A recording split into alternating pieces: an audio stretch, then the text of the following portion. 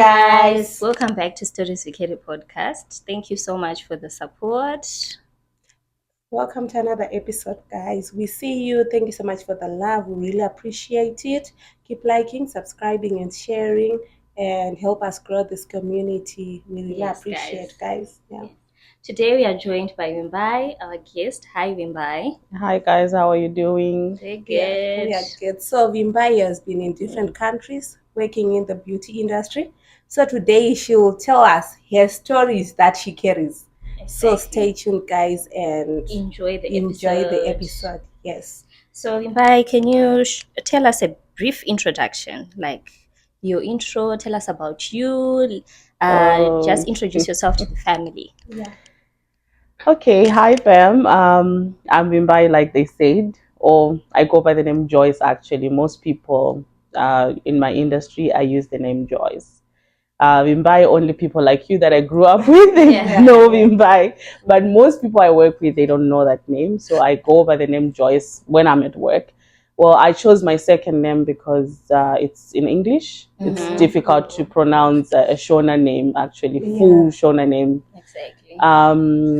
So I'm 31 years of age and I've been in the beauty industry for like 9 years. Yeah, 9 years now. Wow. Yeah. I've worked in different countries, South Africa, Botswana, and then now I'm here in Saudi Arabia. I love traveling. So other countries that I visited, it was just for holiday or just for fun. Just for fun. Yeah. Travel, guys. Traveling is good. Yeah.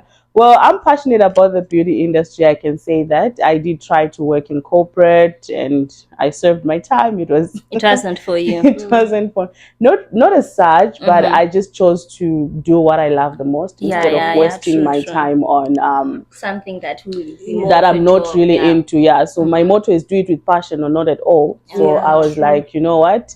I'm gonna go after what I want, which was against my parents though, but I had no choice. You have to do right by you. I had to do right where by in me. Zimbabwe are you from? Okay. So in Zimbabwe I was born and raised in Gweru. Where Gweru? Oh, 54 there. Oh, 54 guys. Shout out to 54. But I did stay in other cities like Kwekwe, Chirezi, Harare. Because of my parents' job, but most of the times I was in Gweru. But I actually come from Mashonaland Best. I quit Mashonaland. From Mashonaland West, I come from Karoi. That's my rural home. But I studied most of my time in Gweru. Yeah. Okay, so what inspired the move to the diaspora, if I may ask? You just told us that you've worked in South Africa and Botswana. Just walk us through where you started and what inspired the move to Saudi finally. Honestly speaking, I think I was looking for change. It was so funny how I decided to come to, I can say Saudi actually. I looked into other countries. I looked into Canada. I looked into the US, but they were taking me back to the corporate world that I had left. Okay. So I was like, no, that's not my cup of tea. Let me check other countries that maybe they have got good morals and, So when I was in South Africa, working in South Africa, I had quite a big audience of clients. I worked for two salons, and then I started my own thing, so I could meet a lot of people and stuff like that. So I actually saw a post from my client that there's a number that's hiring people overseas. And during that time I was processing to visit the US, my cousin's sister. So I asked her, I said, how is the Gulf? And then she said, because she's Christian, she's like to me, no, that's actually good, I like it, it's safe, maybe consider it for work. Yeah. Then I said, okay, I'll give it a shot. I started my applications. I contacted the company, like the agency. And then on the go, like they just saw my work and they're like, okay, no, we like it. They're impressed. Like they were on my neck. To be honest, it wasn't that serious. Okay. It's like you were applying and you didn't consider it was going to be that quick and that serious. Yes. But that agency pushed, because I was like, okay, here and there, I'm busy anyway. It's not like I'm really attracted to go. You understand? Because I've been traveling and I'm like, okay, I would change the environment, yes. But then when I started looking at my accounts, my books, business, well, business was okay, not doing so well, but it was okay. Like it was hand to mouth. Yes, you do Did little pay your rentals. investments here and there. Yeah. At least bills were paid. Yeah. But I was like, no, I need more. You are yearning I need for more. I need to explore.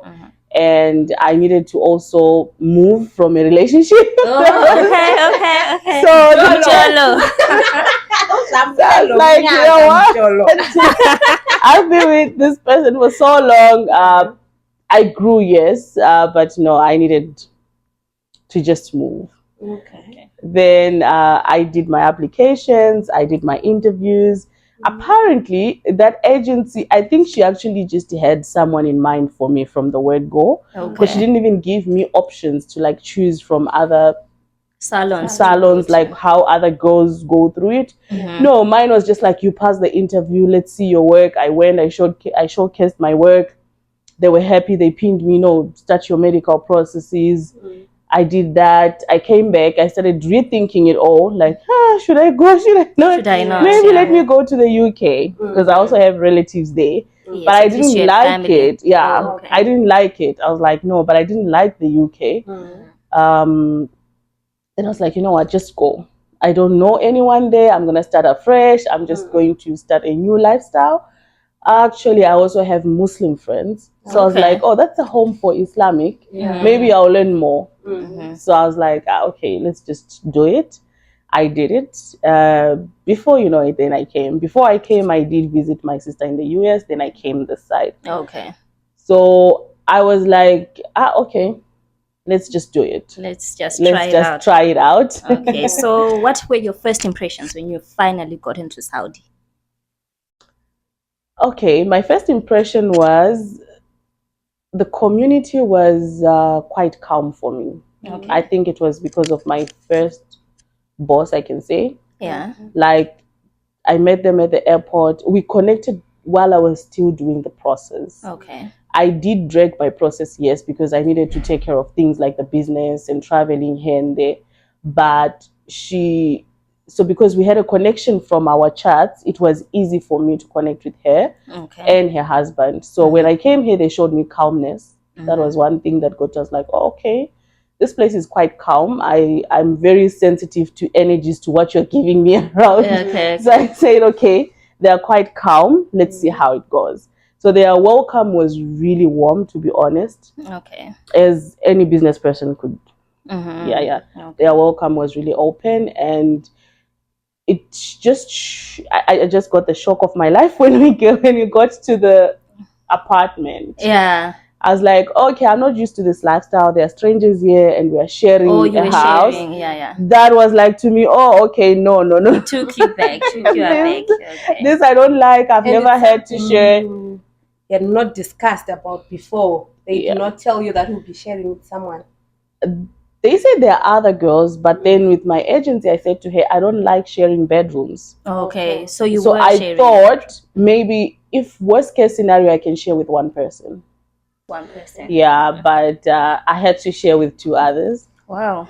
And apparently there was nothing they could do at that time because accommodation is quite expensive. Yeah, it's quite expensive. So we had to swallow the pride and keep it moving. Yeah. Okay. Are there any cultural differences in the work style and probably customer expectations from maybe Botswana, South Africa, and this side? Language barrier. Okay. That was number one. Because we speak English, we use English most of the time, whatever we do, wherever we go. In as much as, yes, I could speak other local languages in Botswana and South Africa, but with Saudi now, I don't know Arabic. Okay. I had to quickly learn, and get used to how they speak and ask. And I had to start using a translator. I had to join an Arabic teaching group that I found here to learn at least and pick up just the basics. Because sometimes, and then I started using consultation cards with my line of work because it could affect your health if I don't get it right. Okay. you know. Yeah, So yeah. I had to now consult, like, okay, let's see. I had to Okay, learn okay. if you have allergies or stuff like that. Yeah, yeah, So yeah. in my consultation cards, I had to ask my manager to like translate them in English and Arabic. Oh, okay. That also worked for me. Okay. But yeah, the customer expectations, the services here are quite simple, but they're up to detail. Okay. They don't do a lot of stuff. They don't do those rhinestones and no, stuff. no. Only if they are going on vacation here and there. Okay. They just like keeping their natural nails clean and whatever. Simple but clean. Okay, okay. When it comes to like eyelashes and brows, that was actually my major, Your not really specialty. nails. Yes. Oh, okay. So when I came here, they found out before I came, they knew that okay, she can at least do everything. But I was hired specifically for nails. Okay. yeah, which was actually a problem. That was a problem because it raised issues at a later stage. Okay. With my line of work, yeah, it Okay. raised issues at a later stage. Story for another day. Or I don't know if it's gonna come later. Okay. But yeah, so my challenges, at least I could handle them with translated cards, my consultation cards. And the good thing is most of my services, eyelashes, someone was closed all the time, they sleep. So I'll just make you sleep. Bye bye, I do whatever I do. Yeah. We'll see when you wake up. Yeah, yeah. Okay, are there any funny or memorable experiences with customers or staff? Probably another nail tech from another country. I hear there are other nationalities like Filipinos. Yeah. Especially with the Filipinos. Yeah. I never worked with Filipinos. Oh, okay. My first workplace, we were only Zimbabweans. Wow. Yeah, 5 of us were Zimbabweans. 2 were Ndebeles. Okay. 3 were Shonas, but Okay. one of the Shonas could speak Ndebele like I do. Oh, okay. So it was easy. We were just all from You Zim. were vibing. We all had a South African experience. So it's like I still had people that were like me. 3 of them were married, only 2 of us were not. Okay. So I never got to experience other nationalities except the Arabians, the reception, the manager, and just the 5 of us. Yeah. Okay. So I never had like, oh no, Philippines or whatsoever, but we would just laugh at how maybe we speak English. Yeah. Like at some point, I remember my colleague was like, "Is it painful?" And the client wasn't understanding what is painful. Oh, okay. So she had to say, "Is it ouch?" Is it all right. Like, what are you sounds at least so that she gets it. Okay. So that only was really something. Okay. And we were always in trouble for speaking in our language. Oh yeah. Because sometimes be like, they don't understand, yeah. But what they didn't understand was we are not gossiping about them. Yeah. We are actually asking each other, how do I say this to her because she's not understanding what I mean. Hotspot me your Arabic. You know, we would hotspot each other's language. Okay. If I'm on the floor of the nails, but usually I just had my own treatment room, so most of my time I was by myself. You were alone. That's the only time I got to be by myself or with a client actually. Given that at home it's 5 of us, so we actually built our own little family. Yeah. Did everything together. Your small community. Yeah. Which brings me to adjusting to the Saudi culture.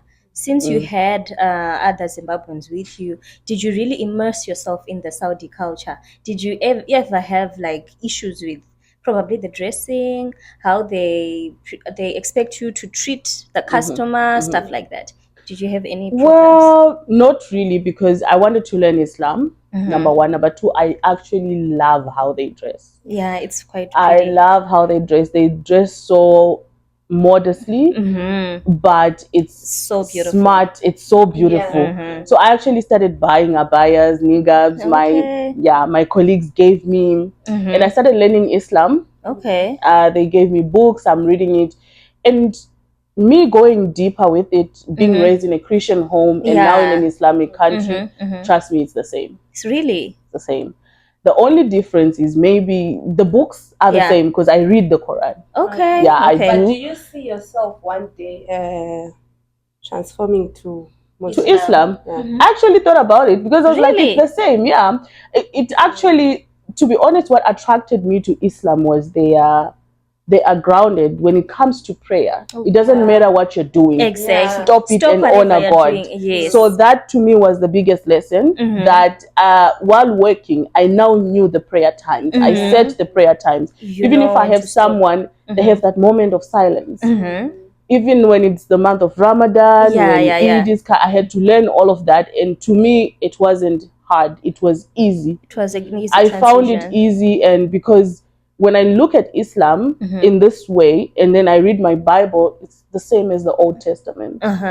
It's the same. Okay. So they actually gifted me a prayer mat. Wow. Yeah, they gifted me a prayer mat, but while working, I would remind them, okay, we need to switch off the music. It's time to pray. To pray, The only thing that I haven't learned from the Islam is the prayers. Okay, how to do them. How to do them, yes, because some are in Arabic, but they're helping me to like, okay, maybe I'll find someone to translate, to teach you in English. Okay. No one forced me to say convert. No, it was your choice. It was my choice to just learn and get deeper into it, because I wanted to understand how you leave everything and you present yourself to say, okay, now it's my time to talk to God. Exactly. Whether you're working, drive 5 times a day without fail. Without fail. So to me, that was discipline. I said, I like this kind of discipline.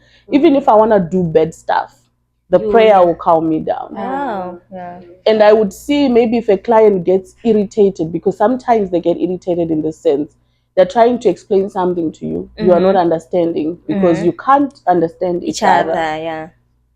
She will tell you, okay, wait. Then she goes and prays. Then she comes back. We go to the translator. Then we start afresh. Yeah. Some, to be honest, would not understand each other. Okay. Why? I feel like certain things in the beauty industry are quite new to them. In as much as it's new to them, but they want it done properly. Yeah. They are scared as to not religion, but just because it's their body. I'm working on your body. Something new. You understand? And something new on my body. Yeah. So convince me that whatever you are doing, it's not haram. Yes. So we had to you have to teach them. Brings back the therapist in every beautician. That you're actually a therapist before, your character, everything. You have to be able to listen to what the client wants and all of that. So on those challenges, if you are short-tempered or whatnot, you won't be able to thrive. You will not survive. No, you won't survive. You need to unlock the therapist in you or psychologist, something like that. Okay, are there any, what was the biggest culture shock for you when you came this side? Arranged marriage. Okay. Arranged marriages. Yeah. And I actually think I like them. Really? Yeah.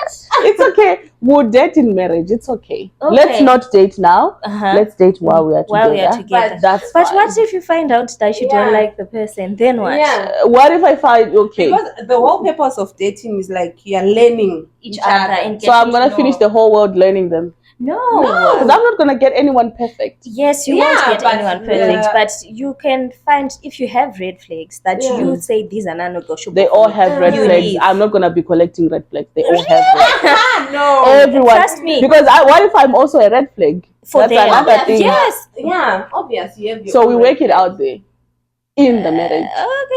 Okay. Well, let's each work to their own. The arranged marriage that you mean? Do you mean the cousin?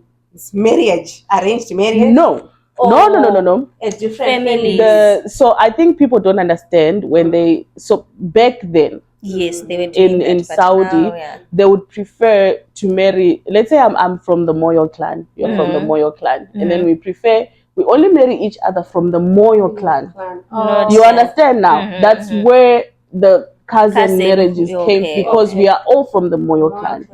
Because we are trying to preserve whatever we have, our riches and all of that. Yeah. Not that I marry my immediate brother. Okay. Yeah. So now the arranged marriage, we can then say, oh no, the Moyos can only marry the Shumbas.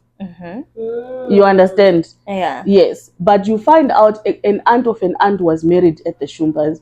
Now we are relative. From where I come from, you can't. Yeah. If your aunt got married, but here it's not like it's immediate blood. Yes. So I had to experience our receptionist getting married. Okay. She wasn't forced. No, they don't force. If Yeah. it was an arranged It marriage. was an arranged marriage, Okay. but not by force. Okay. They see the families. Okay, yes, our families can marry each other. Yeah. And then they went on a date.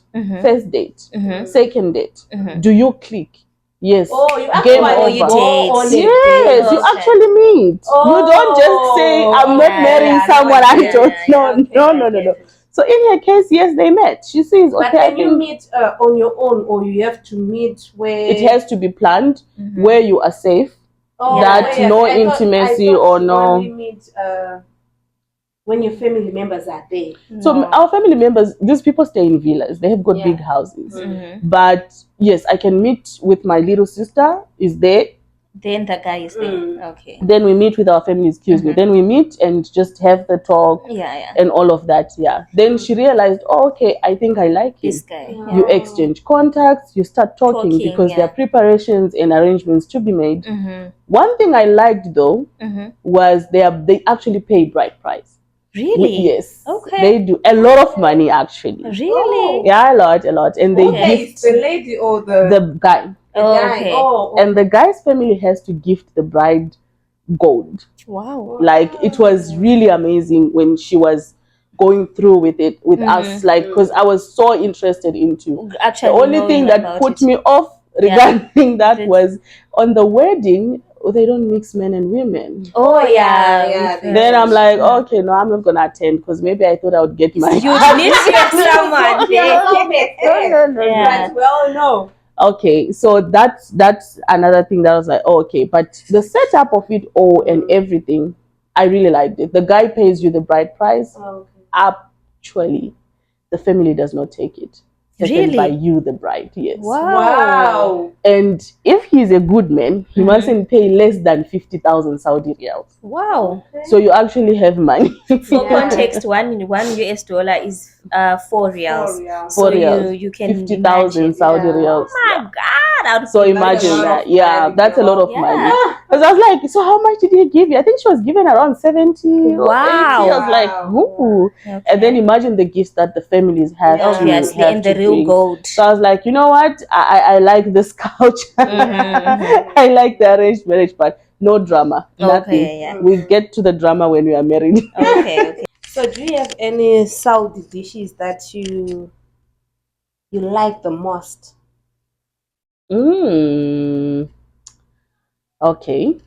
I like their rice, but made differently, like kapsa, mandi.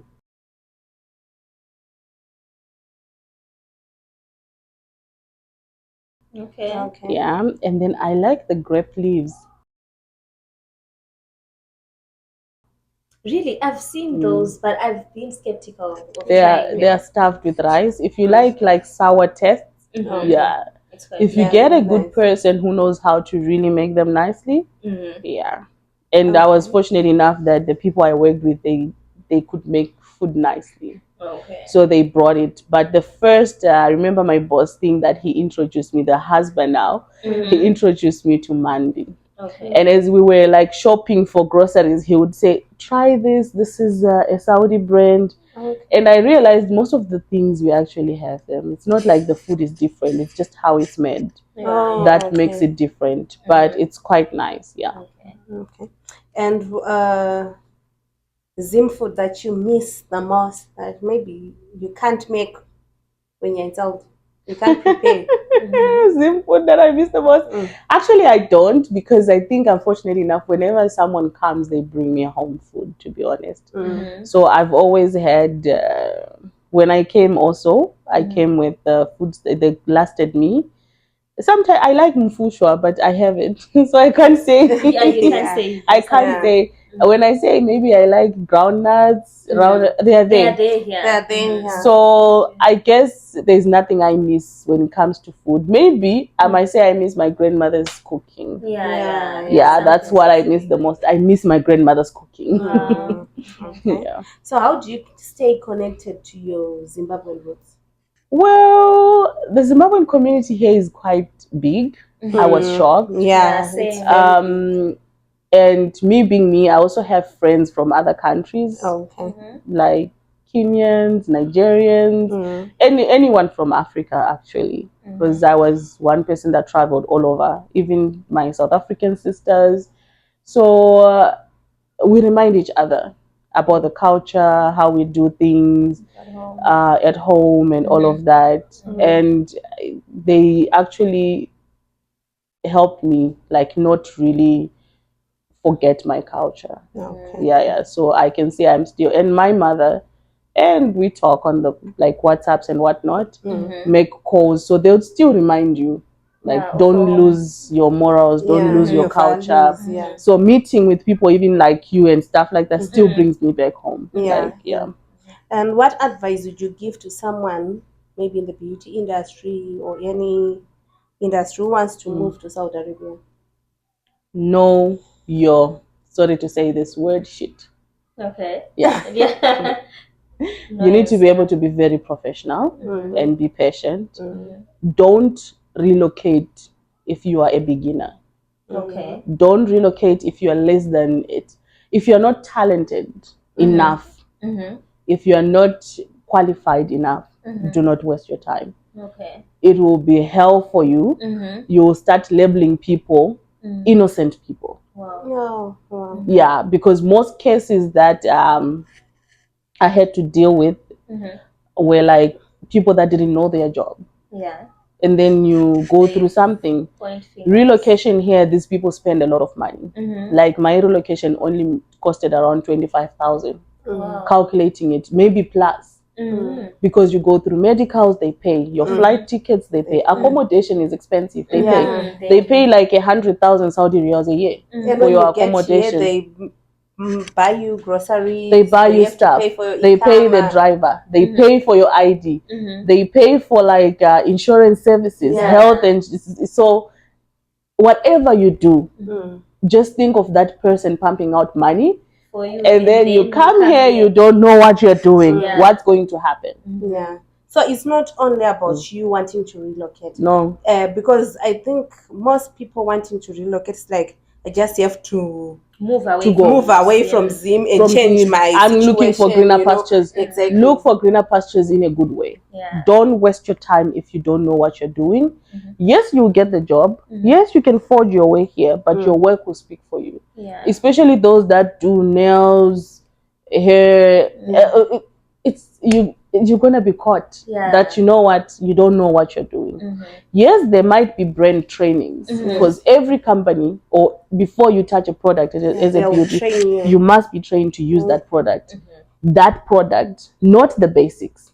You understand? Because products differ on how you apply them, but not the basics. You should know the techniques, the health, and whatever, everything that, So if you don't know that, please stay at home. Don't come. You hate people for no reason. You will start blaming innocent people for no reason. So if you don't know what you're doing, get the experience you need. And also, they have levels. If you come here and you're really good, your salary is going to start high. You understand? But if you're a beginner and stuff like that, you start earning low, and then you meet someone who is a senior. You're like, but she's getting, it's painful. You're in the same company, but you'd be like, but why is she getting more? So and so on. You understand? But that person is a senior, and you are what they offer, their experience. So get as much experience as you want. Go to school, work for a year, have experience working in a salon. I remember when I did my course, I did it later, to be honest. I started the beauty, I worked in it, was talent and passion. Later on, that's when I said, you know what, let me just go to school to get the certificate. So when I went there, the teacher was like, but you know what you're doing, you're already working in a salon. I said, yes. I did 2 weeks, I think, instead of 3 months or a year. Then I said, but I want the other one. She just said to me, okay, do your case studies, send me the pictures. Then it was done. She was very lenient and patient with me. She saw that, oh no, this is talent, she's already there. And she said, but people need to work at least 400 hours in a salon before we give them certificates. So that alone was like, to me, at least you're getting experience on how to interact with people, different people, different skin tones, different behaviors, everything. Because the first thing they teach you is not how to touch someone's face. They teach you etiquette. Okay. How do you converse? How do you? So many things like that. So do go to school, get your experience, work in salons, even if it means working for free. Get that experience. Okay. Yeah. So there are many cases that we see on social media. Like you are saying, you have to come because you know what you're doing. Yeah. Not just coming because you want greener pastures. Yeah. So are we saying some of the stories, they are not, like you're saying, they're now labeling innocent people as bad people, or such stories are they? Or Okay, so now it's a 50-50 thing. Number one, know what you're doing. Be as professional as you can. Number two, you need to also research about where you're going. Because yes, there are good companies, there are good people, and then there are ones that are middle class that are trying to make ends meet, starting their businesses, and then there are other ones that are like, you know what, let me just take the risk because maybe I can sponsor someone, I can do it. We'll see it when we get there. And then there's now disputes because they rise, to be honest. There is no place that's like perfect, there's no one that's perfect.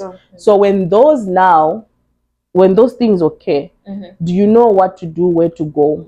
Did you come the right way? Do you have the proper documents here? Is this person giving you enough documents? The moment you notice something is fishy, report it. They've got a good labor law system here that people don't make use of because they are scared of the language.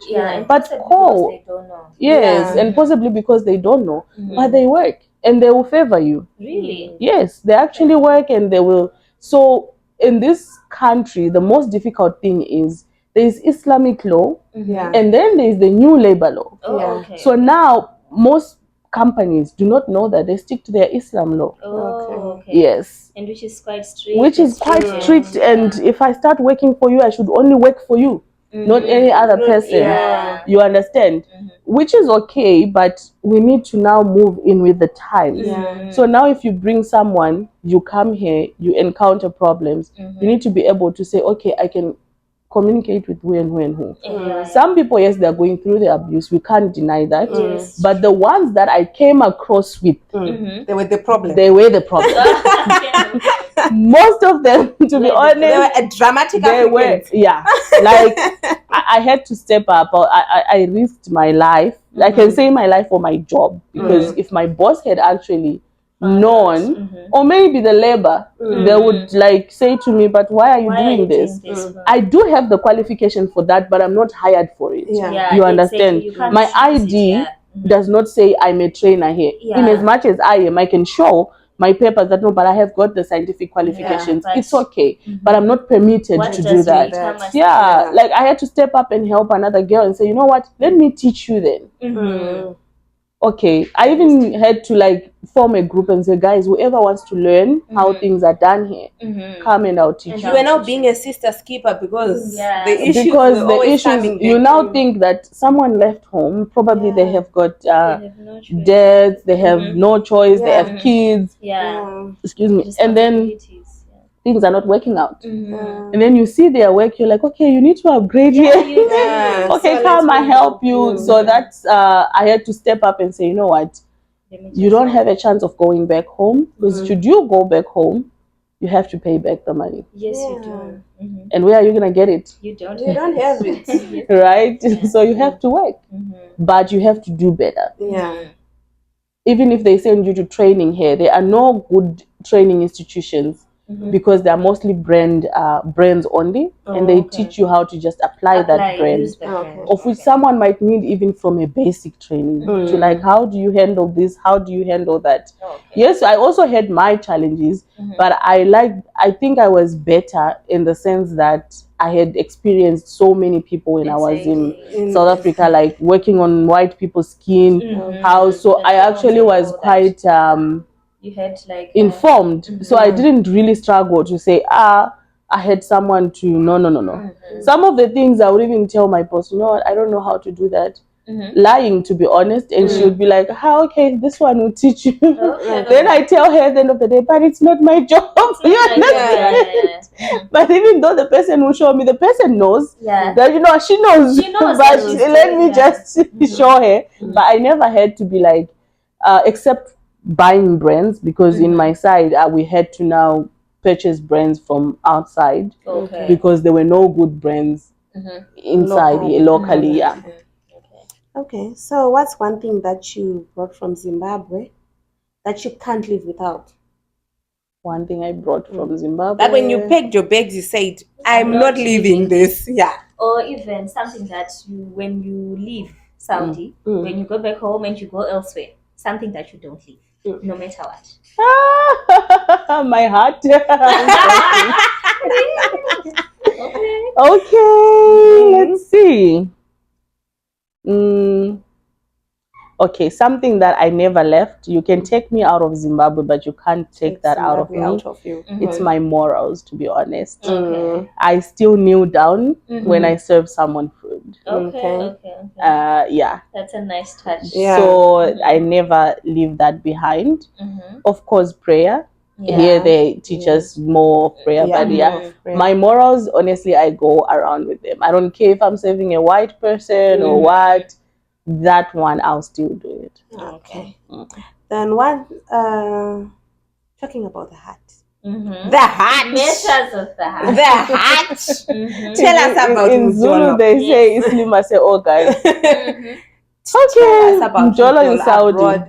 Not in Saudi. Not only in Saudi. Mjolo in abroad. SA, Botswana, and Saudi. Maybe if you had experience. In a long distance I'm sure she did. Or something. Oh yeah, I did have experiences, to be honest. In South Africa, you know what happened? I was just talking to my friend the other day and I said, I never attracted Shonas. Really? No. Okay. The last relationship I had with a Shona person was in Zim, and I actually stayed single. I think I was like 20. That was my first boyfriend even. After him, you never had I tried another Shona one. Actually, Zimbabwean, yes. Let me say Zimbabwean. But mostly Shonas, because I mean, I'm Shona. As much as I speak other languages, but I'm Shona. So I was like, why don't I attract our brothers? I don't at all. Okay. So when I was in South Africa, I met Zimbabweans, sister zone, brother zone, on the go. They became my mother's sons. And I was like, okay. So I actually attracted relatives. It ended up being relatives.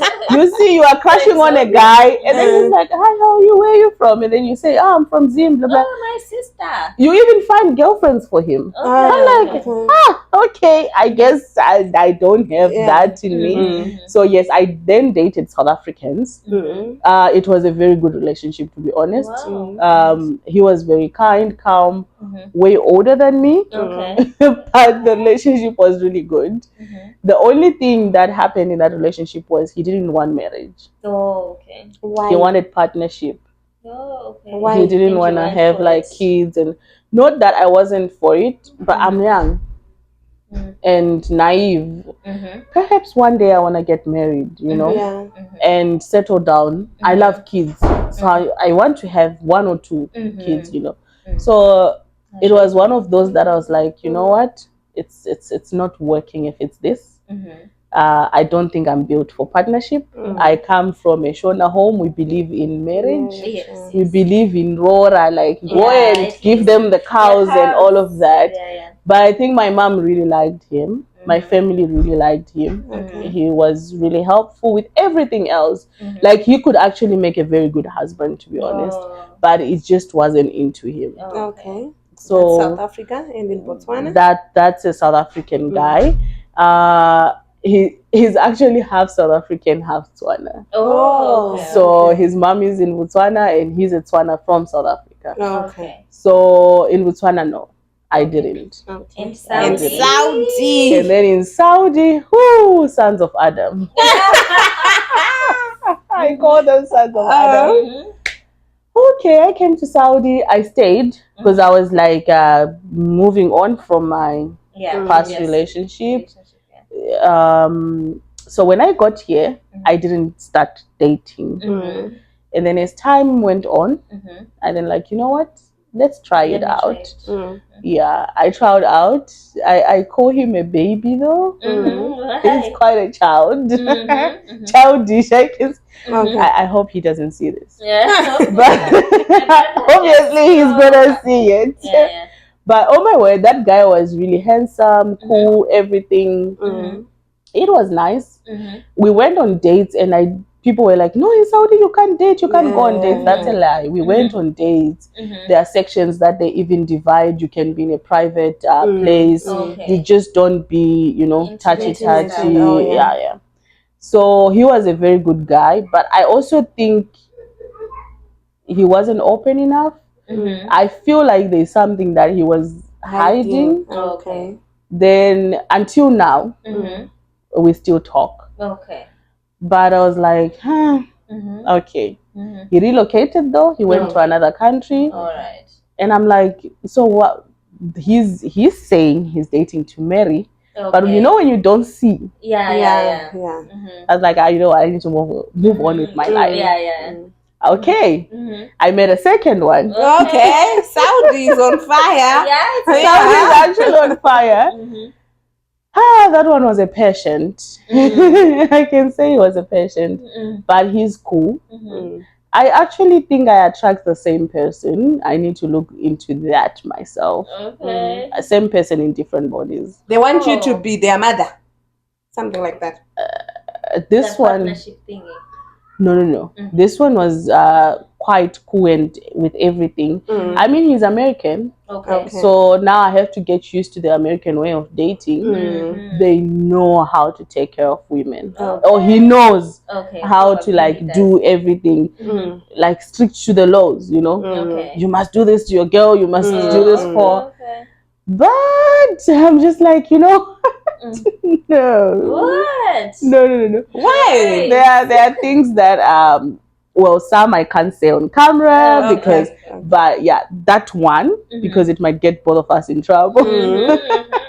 But I was like, okay, I think you're a good person, but I don't think I can Do this. Okay. You understand? Which was quite heartbreaking for both of us. Yeah. And I have a problem. My exes still keep in touch. Okay. Even my very first boyfriend, who is long married, Yeah. if he has problems, he still comes. So I'm like, okay, it's okay. I switched to the therapist to being their sister, no strings attached. Then I recently met someone. Oh, This The third year. one. fire. Saudi is third on one. fire. Third Saudi is on fire. So in a space of, I can say maybe I dated. I can't say I dated. Talking stages, and then you see. I work with the 90-day rule. I read the book Think Like a Man and Act Like a Lady. Okay. So it really helps me. I thank Steve Harvey for that. Okay. It helps me all the way on how to not get attached. Yeah. I don't get attached easily. I protect my heart. No. I protect. Okay. The only man I believe he told me he loves me and he meant it was my father. Yeah. Okay. Any other man, you have to be like my father. Yeah, I think I have daddy issues for that. Yeah. So we are still seeing where it's going with that one. He's got his own problems he's trying to solve. But honestly speaking, I don't keep my hopes high. Okay. I don't keep high hopes. I mean, Alright. I don't think ahead of someone. What you give me is what I take. If I can't take it in, I let you go. Okay. So any advice for those who are trying To date. in the diaspora? Be careful because I think I didn't go through that, but now talking from other girls, you can hear the same stories. Yeah, people are looking for sexual partners more than a relationship. Like a relationship. Yes, because they know, okay, maybe let me just have my fun and move on from this. I've never seen someone saying marriage. Wow.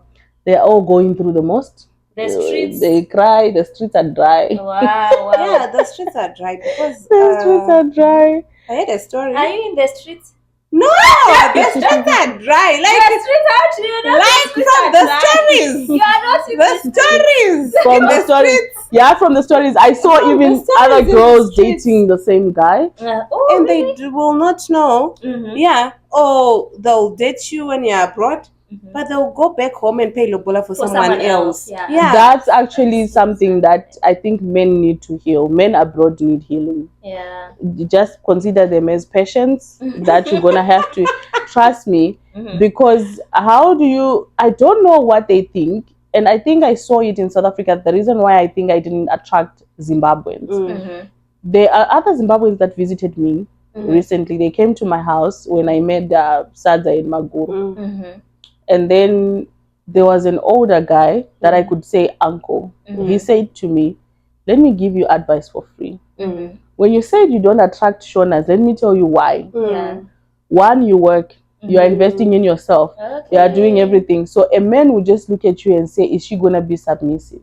No, they want the submissive. And they right? don't know that I'm actually submissive. Okay. They don't know that I was raised in a community whereby we respect men. Okay. We call a man Ishewe, my lord. So they are intimidated. They are Yeah, intimidated. By your success. I guess by my success, number one. Number Your two, kindness. Okay. Okay. There's something about me when dating me or being with me. I'm sure maybe these men can attest to that. Okay. There's a level of understanding I got in any relationship, even friendship. Yeah. I understand people at a different, deeper level. You might hurt me today, and you still see me caring for you or liking you tomorrow. Why? Because I understand we all grow through phases. Yeah. You are not the same financial that I will have to deal with in the next 3 years. Yes. You understand? We were not the same maybe when we grew up in the same community. I'm not the girl that you used to know. Yeah. So for I think for relationships to work and marriages to work, can you stand them as they are growing? Exactly. So now that's what I look for in a relationship. When I let you go, I see you can't stand my growth, or I can't stand your growth cycle, because we have to be I can wake up not feeling loving you, but can I stand you in that? Can I still be with you? Yes. Do you understand me when I want my me time? Yeah. When I want to have time to like pray, when I want to have time to face my challenges, my job, everything. So I think when dating people or in any kind of relationship, we forget what to look for in a person. We just look at what they give us.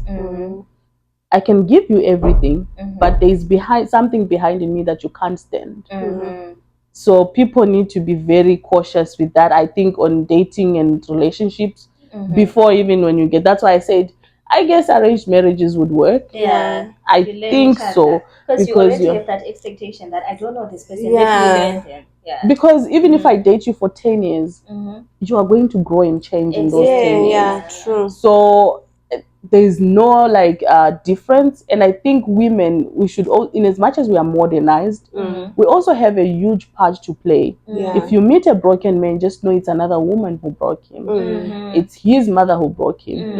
And it's literally me because I'm a woman. Yeah. But I'm not gonna let you bleed on me. Because That's I'm not the another one thing who now. broke you. I'm not going to build what I didn't break. Exactly. I'm not going to heal what I didn't break. You heal, get to where you want to get to, and then come we to start me. from there. Yeah. Heal your insecurities. Because when you come to me and then you experience my kind of love, then you start telling me this is not real. Yeah. I almost dated someone, but then he was like to me, I don't think I will be able to date you. It was a breakup before dating, actually. Okay. I was like, okay, why? He said, your character. I'm scared of myself. I said, but how? He said, no, you're totally different. I said, maybe you were meeting people that but this is me. This is how I was raised. In a home that welcomes love, women that you can still go to work. But when it comes to your man, you know this, you guys are married. Yeah. We are from the same. When it comes to your husband, he's the head of the house. you work together as a team, not against each other. You Yeah. don't compete with your men. Yeah. Whereas now, girls of nowadays, you're like, I bought a better car than my boyfriend. No, Yeah, competing. don't compete with them. Oh no, this topic we can actually go on and on, because I think some of the things I learned from working with people, from my clients, like I get to have very strong relationships with them, and they share. Like some of them, we got married together because I was through the dating and the marriage, so it feels like we've been together. The advices we give each other sometimes are bad. Most of them, they work out for the good. So it's something that I actually thought of saying, you know what, maybe we should write a book about dating, and not something that's real, something that's not gonna make you feel like you're being a slave, or you are being like kunyengerera in Shona. So I actually have a friend that I like talking about relationships with. I never shared my relationships with anyone, but with her I share, because I saw her intellectual level. I was like, okay, we are on the same page. You are not bitter, you are healed. So now, if as a woman you need to attract a man, heal yourself first. When you heal yourself first, yes, you might attract patients like me, because you know you can nurse them, you can nurture them, leave them. If they're heartbroken again, someone please take over. It's now up to them. So I think we need a panel, we need a panel discussion with Vimbai on a follow-up. on abroad relationships, because she's loaded. Since she's loaded. She's so passionate about this. There's some jolo. No, I've seen girls crying. I have I call them my daughters. I have so many daughters here. I don't have a kid, by the way, but I have kids, grown ups. And it's really difficult, to be honest, especially abroad. And I'm saying, guys, protect your heart, protect your spirit, know whom you are bringing to your circle, especially when it comes to protect your bodies. There is a thing that I saw. A girl came to me and she said, I'm having a pregnancy fever scare or something like that. I said, how did you get there? How can you not How did you get there? Because in the back of their mind, they think expats in Saudi, you can't work if you're HIV positive. You are tested, you go through medicals. But remember, there are some illegal immigrants here that maybe that boy can go and play with. They don't know what's happening, he comes in. Okay, before we go to like maybe STIs, STDs, how about your spirit? Your aura. So now imagine if I had slept with all the three guys, what was going to happen in a space of 1 year, 6 months? And the thing about soul ties as well. Soul ties as well. My spirit, I need to protect my spirit. Even in Islam, these women, after doing the deeds with their husbands, they shower, they wash off. That's your husband, but you're washing off. What does it tell you? It tells you you need to protect your spirit. Stay grounded. Close your legs. Unless if you're looking for, okay, I need a sexual partner, then that's okay. If you can control your body, your feelings, it's okay, that's on you. Have your one person, and make sure that one person, you can't control them. You can't. Don't get strings attached, because you see him with the next, like some in the group, they even posted we are dating the same guy. Wow. Oh yeah, I remember there was drama in one of the Zoom groups. They dated the same guy. But then, you know, I don't blame the guy. There was polygamy from a long time ago, and still we're living in a polygamous country. So let him be. You still choose. It's up to you to choose. You have to. Same as the girl, you can also choose. The problem comes in when you involve sexual activity. You can never be someone's wife by just sleeping with them. But you tied your soul, but you are not his. Don't claim what's not yours. My person this, my person that. Do you know his family? No. Do you know his relatives? You know no one. We are in the diaspora. If maybe you think we might have a serious relationship, want to know his relatives, know where he's coming from, know what drives him, know why he came here. Most of them, they have families. They have families. Like the other brothers I have was like, to me the other day, the other one was like, my girlfriend is stressing me. I almost told my wife that. Oh my God. Why? Really? Men will live in the desert with no water. Exactly. What is this? So it got me thinking that, honestly speaking, wherever I go, if I get married, where you are, That's where I am. Yes. Another thing why I chose the beauty industry was it's flexible. Anywhere in the world, even if you're on an island, they'll want a hairstylist, I'll be there. They want a makeup artist, I'm there. They want a nail tech, I'm there. They want a skincare therapist, I'm there. Let's do it. Please, men in the diaspora, be honest. Please, we don't want drama. We don't want drama. Blame them. Yeah. We are here to look for money indeed, yeah. So what's that one Arabic word that you use the most? Shway. What does that mean? Shway. I saw it on a meme, and those days I was actually learning Arabic. It means soft or small. Oh, shway. And the shway I know is the material, like the Ankara material. Yeah. Or like So the there is shona way that you tie. Shway, tying. So with them it's shway. I like that. I liked that word because even when you're doing something on them, they're like shway. I'm like, okay, cool. You are telling me to go slowly, be calm. Okay. So what? The funniest assumption that someone is made about Zimbabwe when you tell them, "Oh, I'm from Zimbabwe." Actually, I'm gonna be honest with you. I hope they won't deport me. They don't know Zimbabwe. They don't. True. They don't know countries. They know Africa only. Africa. It's just one big country. Africa is Kenya and Uganda. Oh yeah. Some now know Nigeria, which is so heartbreaking. No, they don't know South Africa. Really? They know Cape Town. Oh. So now what I do is when I meet them, they're like, "Where are you from?" I say Cape Town. Trust me, some don't even know. Yeah. So now I travel with my headphones. I get into an Uber, I put headphones. They just ask me same location. I'm like, yes, let's go. Okay. We go to the same location. When we get there, I check the money on my phone because theirs they show you in Arabic. I actually now know the Arabic numbers because of them.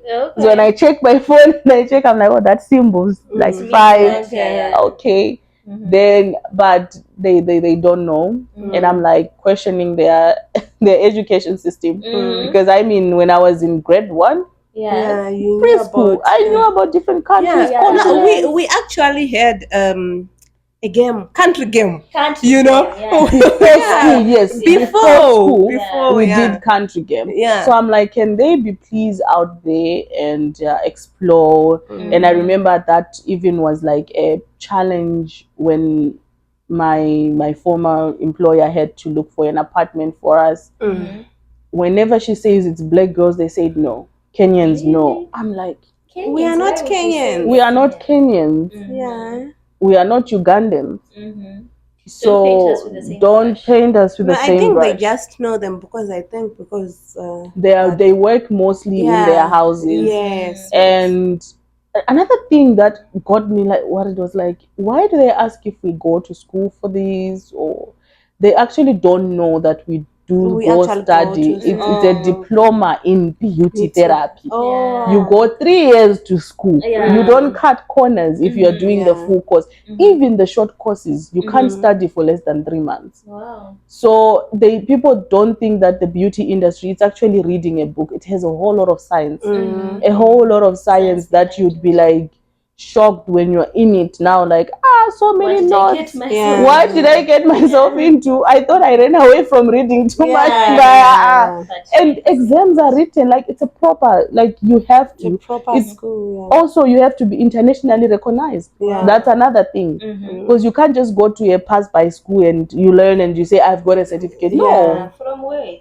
From where? Is it in the board of so it's those things that they don't know that we actually go to school. I heard, I'm not so sure, that maybe other nationalities like Philippines, they teach each other at home. Okay. And sometimes I would fight with them when I do like a pedicure on someone and I see them, maybe their nail shape is like this, they have ingrowns. I'm like, how did you get an ingrown? Because you've got a good structure of a nail.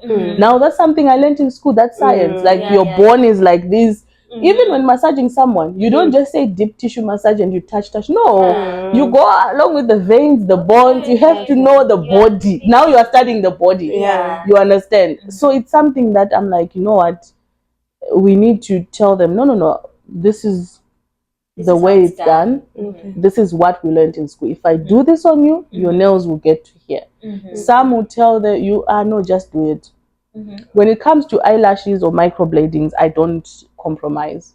I stick to the science. Because you can sue me. It's permanent.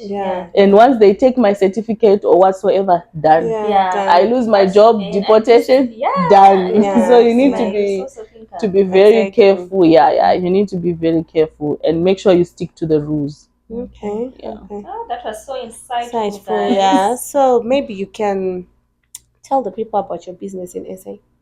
Oh, okay. That one, my sister is now, my little sister is now like running it. She's doing well, even though sometimes, when you drag a family member, it's not her passion. She's into maths. She likes maths. She passed maths with an A. Close. It's closed. So she's into other things than this. But then because she likes money, she has to push it. So when she sees the income, she's like, oh no, now I think I've been sleeping too much. Let me push. Okay. Then she pushes it, but she does so well. I did it as a backup plan. Also, like I didn't want to stop it because maybe I might go and stay in SA also. So because I when I was in SA with my ex, we registered a business, and then we got like a property there. So it's one of the countries that I'm thinking, but I love home. It's a second home. As a second home. That whenever I travel, I leave from Zim. I don't depart from any other country.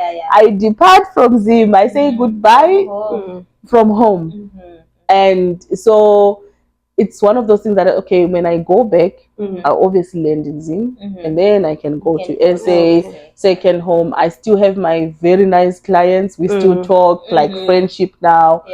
That I appreciate and I miss so much. That those are the other people I miss. Like they really helped me to grow in the industry. It was them.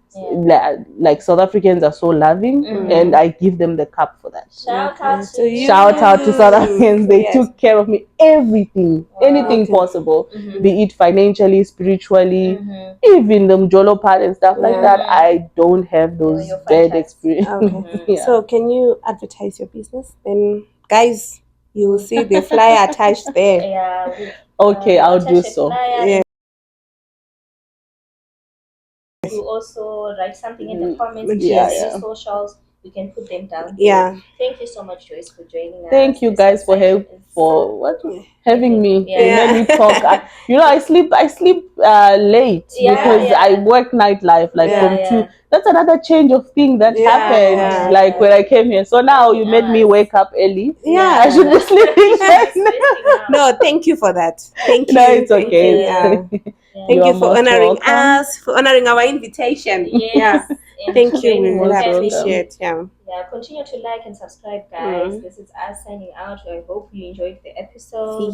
Continue to like and subscribe. Our socials are in the description box. And if you have any questions, as usual, for Joyce, and if you want Joyce back, you can write them in the comment section. Then we'll the former clients shout out in the comments. And those in SA, please support her business. Support her sister. We are going to have her back on a panel. Focusing solely on the Mjolo part. Oh wow! So make sure you push this episode so that she comes back, guys. Guys. So this is us, guys. Bye.